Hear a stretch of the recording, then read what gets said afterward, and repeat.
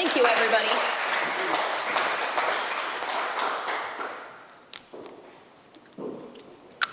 Come on, don't be shy now.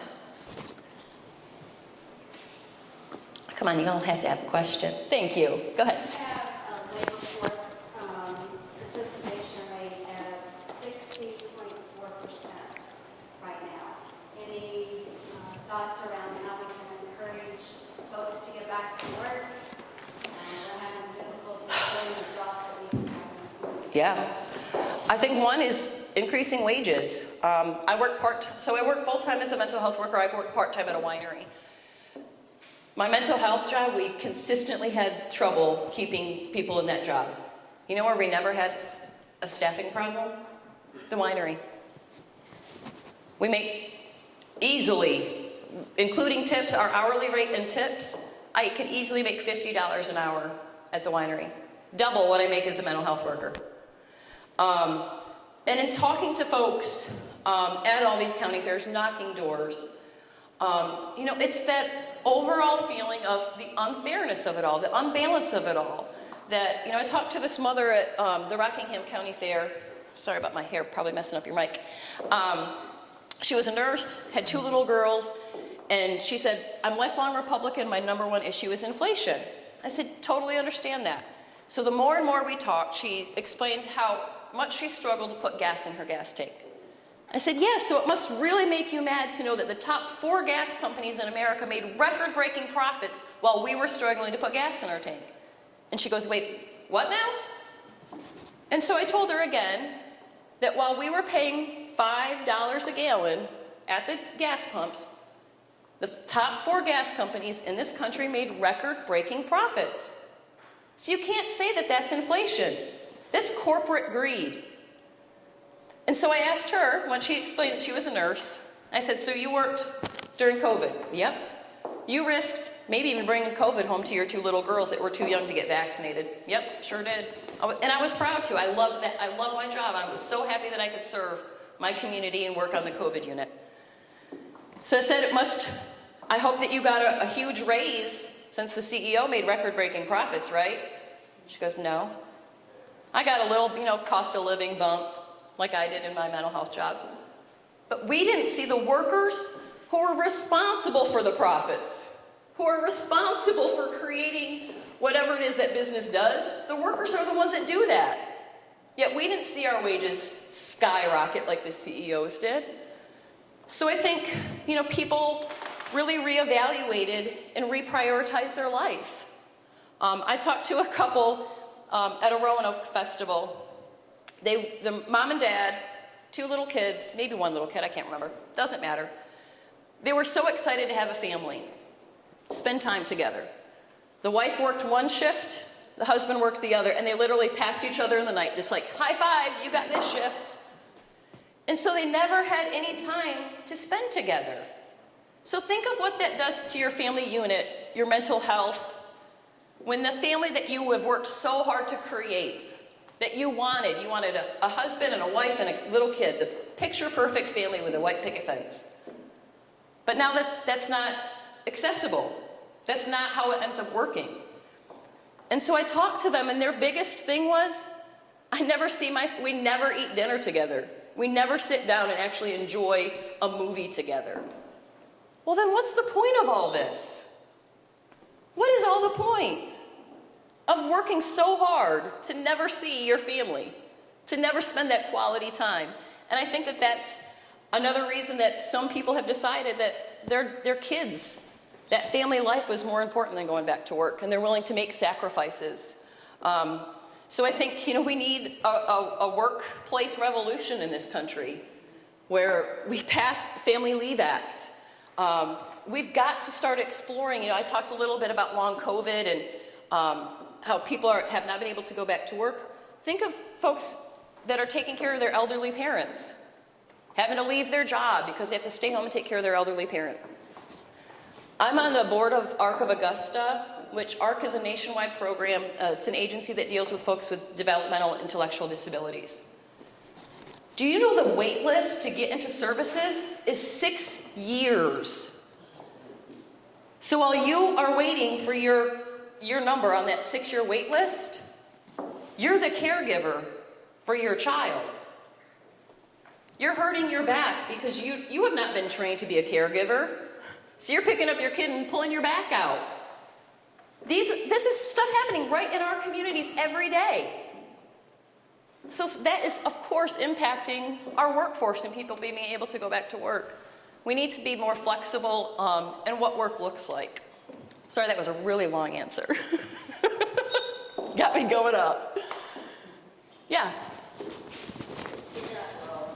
you explain to me your views as far as you're talking about expanding the background checks for the guns, since all the incidents we've had, it's always on the table, we're looking at it, but again, it's still stuck there. It is stuck there. I think one of my top issues is campaign finance reform. We've got to get the NRA and money out of our political system. And as much as these mass shootings are very tragic, they always gets the news coverage because in 10 seconds you can shoot down 19 kids at their school. Half of all gun deaths in this country are suicides. Half of all gun deaths are suicides. So think of, you kill 19 kids in 19 seconds, you're still not competing with those suicides. And so while we've got to have gun reform, but we've also got to come to terms in this country of why we have such a high suicide rate and what we can do about that. As a mental health worker, that is near and dear to my heart. And so I think it's got to be a multi-pronged solution when we talk about guns. We need to expand background checks. We need to ban assault weapons. But we also need to talk about mental health as well. Yeah? What do you classify as an assault weapon? Something that can kill 19 children in 10 seconds. So something that is high capacity, that is easy to shoot off many rounds in a short amount of time. I think it's important to regulate bump stocks and all of that as well. There's no reason nobody is shooting, going deer hunting with an AR-15. Like, I come from a family of deer hunters. My two sisters and my dad doesn't deer hunt as much, but my sisters are very avid deer hunters. You do not need an AR-15 to go deer hunting to protect your home. A handgun can work perfectly to protect your home.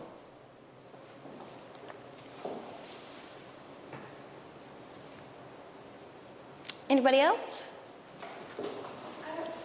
There's a friend of our family in Lexington, Virginia. He lives, and he has cancer. And there's a medication that he's been waiting on, I would say, approximately 4 or 5 months. And I just got involved because I'm currently in the area taking care of my mother who's 92. So as a retired nurse, it was not adding up. How can you not have this medication? He has Medicare, he's a veteran. So he told me, and every Monday he calls Charlottesville, the hospital, to ask the doctor there, has the medication come in? And they keep telling him no. So I did some investigating. The medication's available.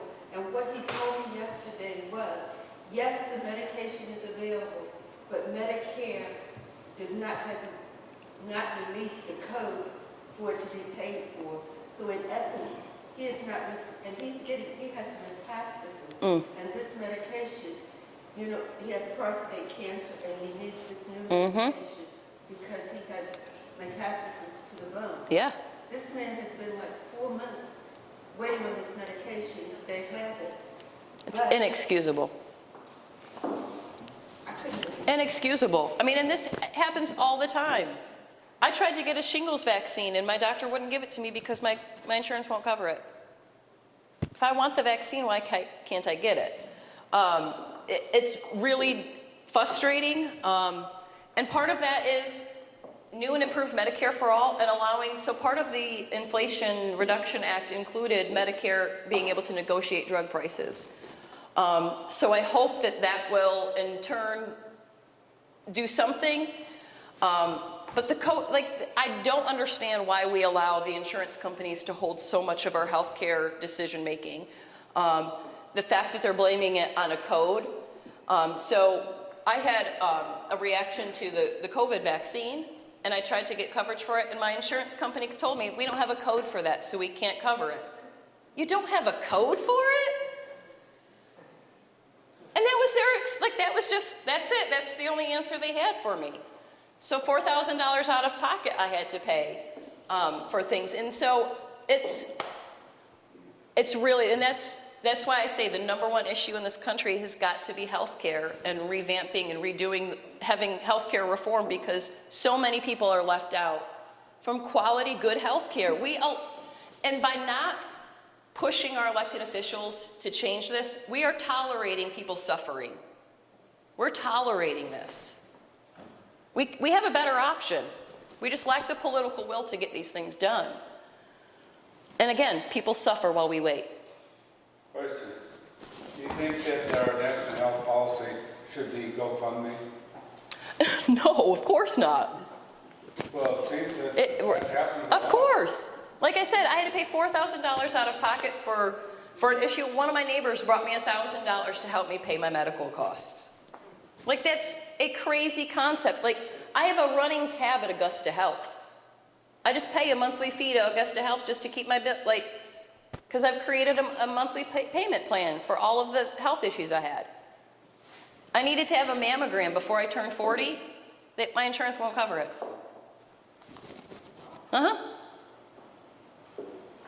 I have since turned 40, which I'm very sad about. Yeah. So we are a region of more than 50% national forest, and therefore they make a small payment to the school systems and then also offer securable schools funding. But it's a very minuscule amount of money that's returned to our community in lieu of taxes.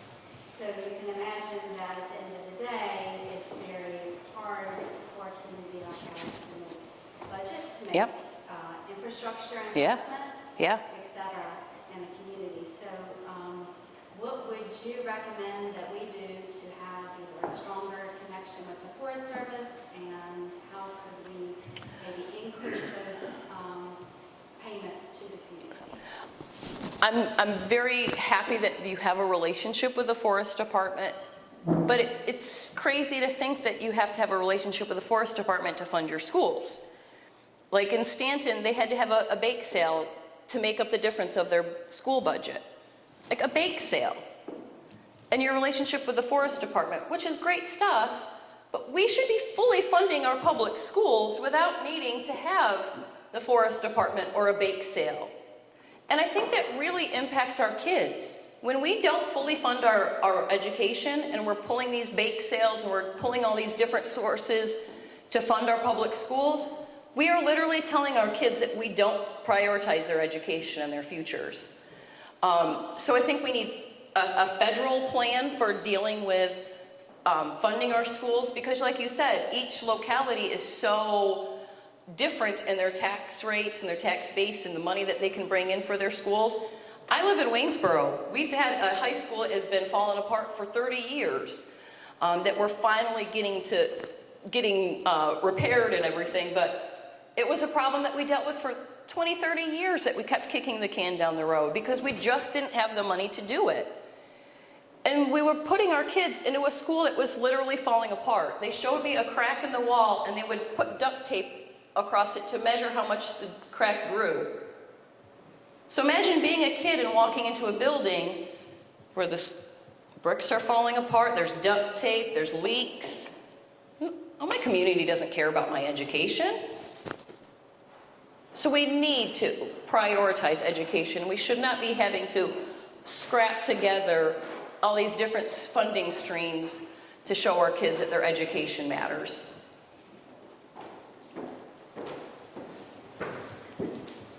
Full of questions.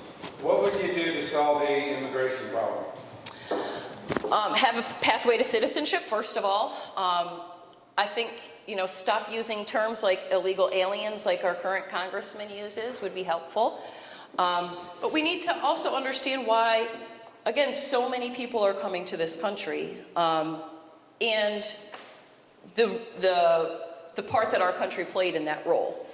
But also, we're seeing so many of our jobs go unfilled, especially agriculture jobs, poultry jobs, which is huge in the valley here in the 6th District. So we need to have immigration reform. We need to, again, stop these talking points, just like rural broadband and immigration. Candidates and elected officials just get up and talk about these things, but no one ever does anything about them. We've been talking about immigration issues for 20, 30 years. Yet we, again, lack the political will to ever get anything done. And I think as time, especially now, things are so hyper-political that we can't get anything done. You have current elected officials who absolutely refuse to come to the table and talk to the other side, to work on a sensible solution. So I think until we have a change in leadership, we're not going to have any movement on these things that we've been talking about for 20 or 30 years.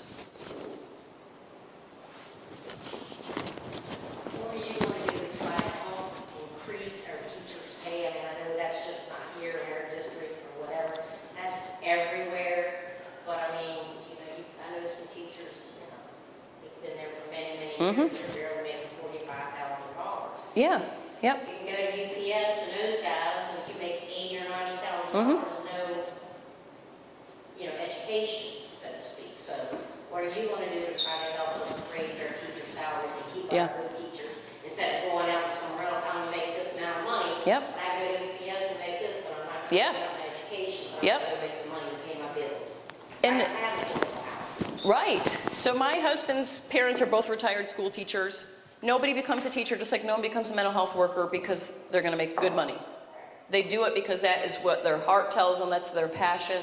They want to help these kids, educate these kids. So the first thing is we have, kind of talking back to the fast food workers, we've treated teachers like with zero respect. Again, we have tolerated them, accepted the fact that they have to pull money out of their own checking account or pocketbook to buy school supplies. We've known about this issue for 20, 30 years. And we're just like, yep, that's just what happens. No. I never use my own money to help my mental health. Like, there's funding sources, there's ways to help, and it's ethically not allowed. Like, I'm not allowed to buy my clients things that they need, even though I would love to. It's not allowed. But a teacher is allowed to go out and spend their money on school supplies. I just think that's, again, it's showing the kids that we don't care about them, and we're showing the teachers that we don't respect their profession. And being a teacher is probably one of the most respected jobs out there, because without someone teaching these kids, who's taking care of all of us? Really? Who's becoming those next leaders? So we've got to be electing candidates from school board to city council to your House of Delegates, your state senators, to Congress, to president, who value education, who will put that as one of their top priorities. We have candidates running for school board up and down the 6th District who are actively trying to privatize public schools.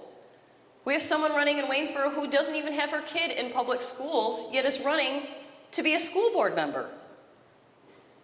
They're pushing this CRT, this trans, like all of this stuff. And what kills me the most is they're saying, I want to be involved in my kids' education. You know who has been begging y'all to be involved in their kids' education? The teachers and the superintendent for the last 20 years. That's what the PTA is for. But now it's just become politically cool and hip to hate your public school system, so that's what we're doing now. It's completely ludicrous. I can't believe, we started the pandemic, even Republicans saying the teachers are our heroes. But we ended the pandemic tearing our teachers down so much that teachers like you're talking about that have been working 20, 30 years are now leaving. Well, yeah, of course. Especially in a little area like this with our murder and stuff. Uh-huh. There's still probably 15 teachers short here in our area. Oh. A lot of them again are special ed. Yep. And think of how that's going to ripple through in the next generation. Again, it's all about priorities. Yeah. So to stick on this education theme, as somebody in higher ed who's been in higher ed for 30 plus years, we have never had more access to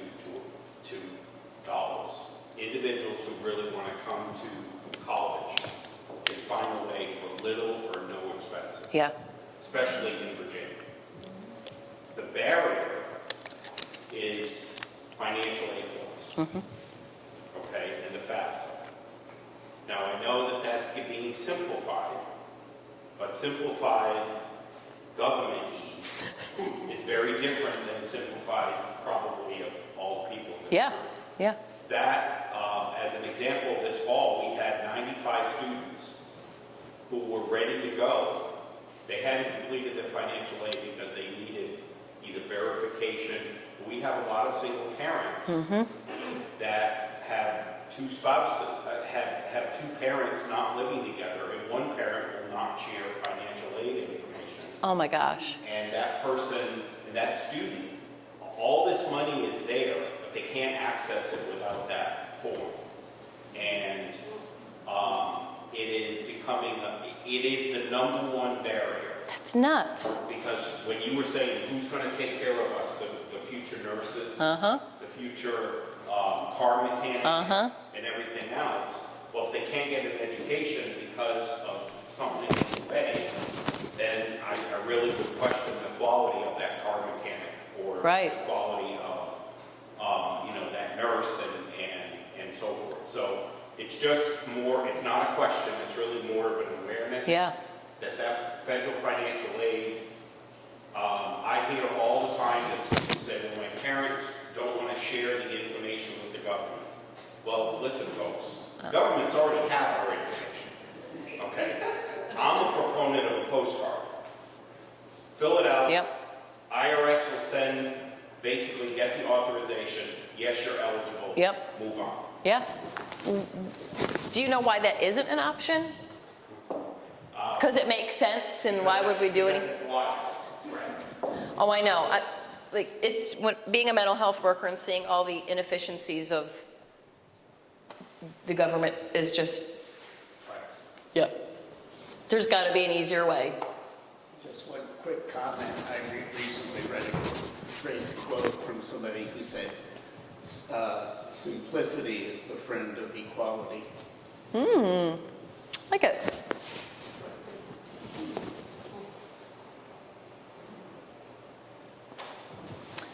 Well, I just appreciate you all coming out tonight.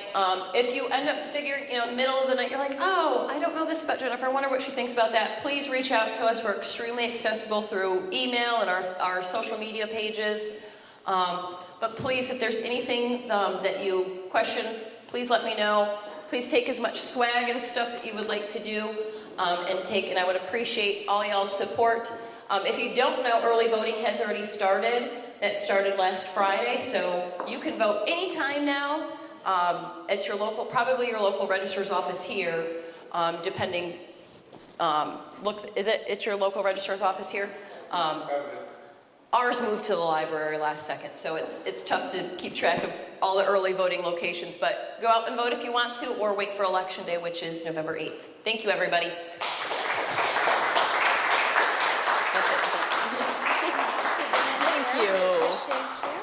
It's a little token. Oh, thank you. From the area and a little information about the area. I as appreciate well. that. So Thank you so much. That's so thoughtful of you. please stay and meet and greet. Thank you. There's Ooh.